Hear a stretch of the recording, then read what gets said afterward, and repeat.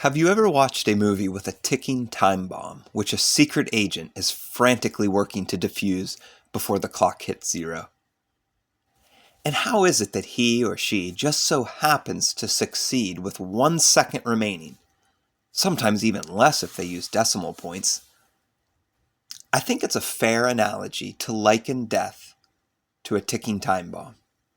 However, unlike the bomb in the movie scene, with its red lighted display of numbers racing backwards, humanity is dealing with a time bomb of unknown duration. It might be ticking slower or faster than one realizes, but it is menacingly ticking away, with every undesired tick bringing us one moment closer to the explosion of death. Ever since Adam and Eve tasted the forbidden fruit, death has ominously loomed over humanity's existence. Death is a terrible black shadow which is always there, quietly stalking us from behind, waiting to consume us. Any philosophy or religion which doesn't offer an escape from this deplorable fate is ultimately not satisfying. But the faith of Christianity does offer salvation from death. And this offer of salvation is not, as some would have you believe, the product of humanity's wishful thinking, but rather a truth rooted in the death and resurrection of a real, historical person. The God of Christianity came to earth. The infinite nature of God manifested itself in human flesh. God left behind streets of gold in heaven to trod upon the muddy paths of earth.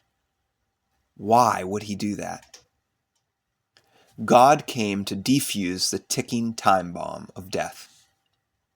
The Son of God came to earth to disarm the power of death, to deal with the consequence of humanity's sin once and for all, and to reveal himself as humanity's Savior. The most famous of all Bible verses beautifully describes this truth.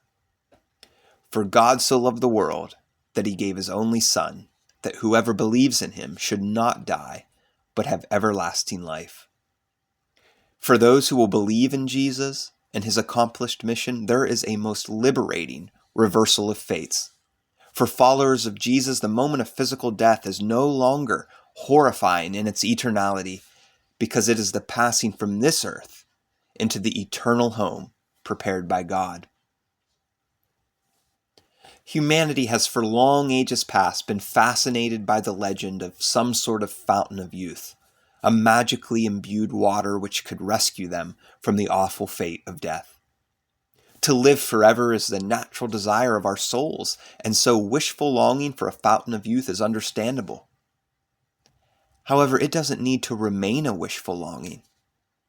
It is a longing meant to be satisfied.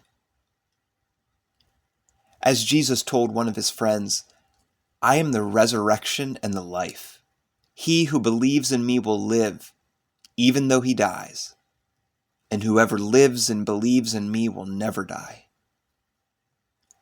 Jesus is literally the fountain of life, and he offers the waters to all who will drink them. For those who do, they need fear death no longer, for they have at last stepped out of the shadow of death and into the light of life. Death is no longer dreaded like a ticking time bomb, but more like the sound of an alarm clock, which, though unpleasant for a moment, will awaken us from our earthly slumber and transport us to where we truly belong, to where we are truly alive, to where we are truly home.